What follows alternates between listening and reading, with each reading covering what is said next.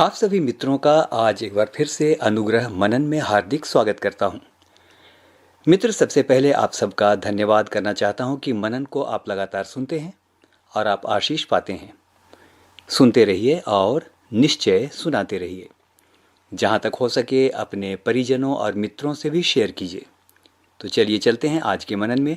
एक बार फिर से जीवन के व्यावहारिक पक्ष पर आज हम मनन करेंगे, क्योंकि जब हम जीवन के व्यावहारिक पक्षों पर बात करते हैं तो आपका रिस्पॉन्स बहुत बढ़ जाता है। मैं धन्यवाद करता हूँ। तो आज के मनन का पद है पहला शमूएल और उसका दूसरा अध्याय और उसका 19वां पद। इसका पार्ट बी मैं आपके लिए पढ़ूंगा। लिखा है, तू क्यों अपने पुत्रों का आदर मेरे आदर से अधिक करता है।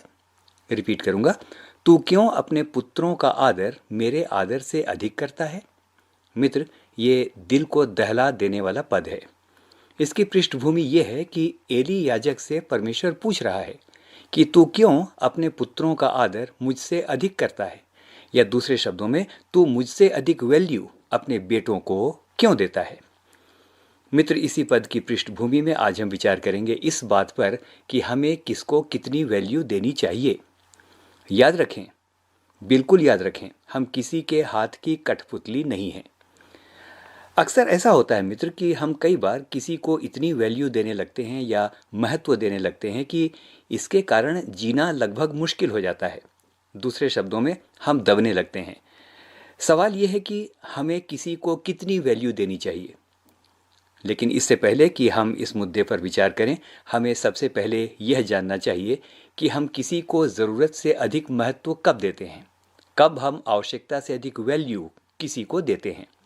तो पहली बात, संभव है कि दूसरा व्यक्ति जिसको हम वैल्यू दे रहे हैं आवश्यकता से अधिक, सभी बातों में हमसे ज़्यादा प्रभावशाली हो।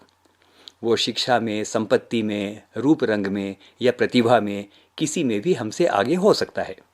ये भी हो सकता है कि वो व्यक्ति हमसे ज़्यादा लोकप्रिय हो और हमसे ज़्यादा लोग उसे पसंद करते हों। ये एक कारण हो सकता है कि हम ऐसे लोगों को ज़रूरत से ज़्यादा महत्व देते हैं या बहुत हद तक दबने लगते हैं। मित्र, सच्ची बात यह है कि ऐसा होता है। यदि कोई व्यक्ति सभी बातों में हमसे ज़्यादा जानता है या हमारी तुलना में अच्छा है, तो हम उसे खोना नहीं चाहते। दूसरे शब्दों में, क्योंकि हम खोना नहीं चाहते, वो जैसा चाहता है वैसा हमारे जीवन के साथ बातचीत करता है, हमारे साथ व्यवहार करता है और हम उसे स्वीकार करने लगते हैं। दूसरे शब्दों में, दबने लगते हैं। तीसरे शब्दों में, खोना नहीं चाहते। तो आइए देखें मित्र कि इस बारे में परमेश्वर का वचन क्या कहता है। यशायाह 43 उसके 4 में इस प्रकार से स्वयं परमेश्वर कहता है, और मित्र ये आपके लिए कहता है। यदि दब रहे हैं, यदि किसी को मजबूरी में आवश्यकता से अधिक वैल्यू देनी पड़ रही है, तो आज का वचन आपके लिए है। यशायाह 43 उसके 4 में वचन इस प्रकार से कहता है, तू मेरी दृष्टि में अनमोल और प्रतिष्ठित ठहरा है। श्रोता मित्रों, ये परमेश्वर आपको कह रहा है, तू मेरी दृष्टि में अनमोल और प्रतिष्ठित ठहरा है और मैं तुझसे प्रेम करता हूं। मित्र, सबसे पहले आपको बताऊं, आज एक बात हमें बहुत अच्छी तरह से जान लेना चाहिए कि मनुष्य की दृष्टि में आप भले कुछ नहीं हो सकते हैं। शायद वो अपने हिसाब से आपको चलाना चाहता हो या आप दबते हो, लेकिन परमेश्वर की दृष्टि में आप यूनिक हैं। आपको मालूम है, उसने इतनी बड़ी सृष्टि में आज तक किसी और को आपकी तरह नहीं बनाया। आपकी एक विशेष पहचान है जो परमेश्वर ने आपको दी है। कोई भी दुनिया का कितना भी प्रतिभाशाली व्यक्ति क्यों ना हो, नेता या अभिनेता या कोई भी क्यों ना हो, कितना भी सामर्थी व्यक्ति क्यों ना हो, कितना भी लोकप्रिय व्यक्ति क्यों ना हो, आपकी तरह इस संसार में कोई नहीं है। क्या आपको पता है मित्र कि आपकी तरह फिंगरप्रिंट किसी के भी इस दुनिया में नहीं है।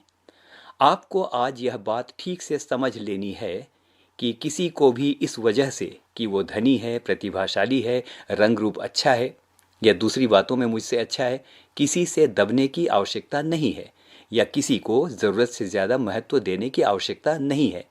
आपको अपनी पोजीशन जाननी चाहिए कि परमेश्वर ने आपको आपके अनुसार डिज़ाइन किया है। रेस्पेक्ट करना, अच्छा व्यवहार करना, इज्जत देना, ये अलग बात है।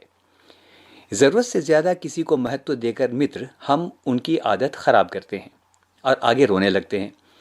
जब तक आगे पीछे होते रहेंगे, किसी के हाँ में हाँ मिलाते रहेंगे, गलत सही सारी बात में जब हम हाँ में हाँ करते रहेंगे तब तक सब ठीक रहेगा, लेकिन जैसे ही इन बातों में थोड़ी सी कमी आ गई, रिश्ते खराब होने लगेंगे। तो आज के दिन इस बात को याद कर लें, बहुत अच्छी तरह से याद कर लें कि you are unique in this world, और आपको अपना जीवन अपने तरीके से, जिस प्रकार से परमेश्वर चाहता है, जीने का अधिकार है। आपका जीवन कोई और नहीं जिएगा। आइए अब चलते हैं दूसरी बात। हम क्यों किसी को ज़रूरत से ज़्यादा महत्व देते हैं? इसका एक कारण ये भी हो सकता है कि शायद ज़रूरत से ज़्यादा महत्व देना हमारी मजबूरी है, क्योंकि शायद वो हमारी कोई ऐसी बात जानता है जिसे किसी और को नहीं जानना चाहिए। ऐसा हो सकता है कि हमने कभी भावना में बहकर या आवेश में उसे कुछ अति व्यक्तिगत या पारिवारिक बातों को बता दिया हो सकता है कि हमारा कोई ऐसा रहस्य उसके पास हो और हमें डर लगता हो कि यदि उसकी उपेक्षा की जाए तो कहीं ऐसा ना हो कि वो इन बातों को किसी से कह दे, अपमान होगा ना। तो हो सकता है, ऐसा भी हो सकता है कि हमने किसी की बुराई की हो और उसके खुल जाने का डर हो। ऐसी स्थिति में हम हर संभव प्रयास करते हैं कि उस मनुष्य से जो हमारे राज को जानता है, हमारा संबंध कभी न बिगड़े, और इसलिए मित्र, हम आवश्यकता से अधिक उसे वैल्यू देते हैं। मित्र, ऐसा डर होना लाजिमी है। तो आप पूछेंगे कि क्या किया जाए, तो मैं आपको जवाब देता हूँ। जो बातें बीत गईं वो तो हो गईं, जो बातें हो गईं वो तो हो गईं। हम पास्ट को अनडू नहीं कर सकते हैं, लेकिन इतना काम ज़रूर कर सकते हैं कि भविष्य में ऐसा कोई काम ना करें जिसके कारण हमें डर हो। ओके, भविष्य में ऐसा कोई काम ना करें, जो हो गया वो तो हो गया। भविष्य में ऐसा कोई काम ना करें जिसके कारण हमें डर हो। आजकल मोबाइल का ज़माना है, सोशल मीडिया का समय है, इसीलिए भावनाओं में बहकर हमें ऐसा कुछ नहीं करना चाहिए जिसका लाभ कोई उठा सके और फिर हमें अनावश्यक रूप से उसको महत्व देना पड़े।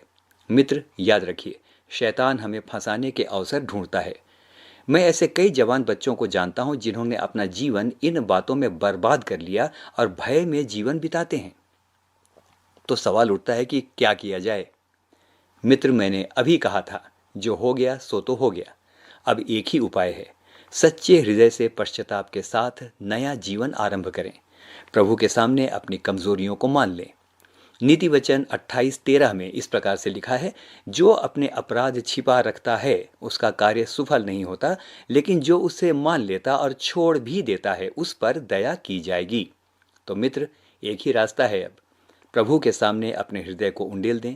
किसी भी मनुष्य से ज़्यादा आप प्रभु को महत्व देना शुरू करें और धीरे धीरे आप पाएंगे कि आपके टेढ़े रास्ते अपने आप सीधे हो रहे हैं, आपकी परिस्थितियां बदल रही हैं, क्योंकि वचन कहता है हर परिस्थिति में उस पर भरोसा रखना, तब वो तुम्हारे लिए सीधा मार्ग निकालेगा। मित्र, मैं विश्वास करता हूँ प्रभु उन लोगों के मन को भी बदलेगा जिनसे आपको डर लगता है या जिन्हें आप ज़रूरत से ज़्यादा महत्व देने के लिए मजबूर हैं। आइए मित्र, अब तीसरी और सबसे ज़रूरी बात। हमने आज के मनन के आरंभ में ये पद पढ़ा था जिसमें परमेश्वर ने एली याजक को कहा था, तू क्यों अपने पुत्रों का आदर मेरे आदर से अधिक करता है? मित्र, अक्सर हम सोचते हैं कि हम तो मसीही लोग हैं, हमें नम्र और दीन होना चाहिए। यदि किसी को जवाब दें या किसी बात के लिए ना कहें तो वो क्या समझेगा? हमें कहीं बदतमीज़ या अशिष्ट ना समझ ले। ऐसा ना समझ ले कि मसीही लोग तो ऐसे ही अड़ियल होते हैं।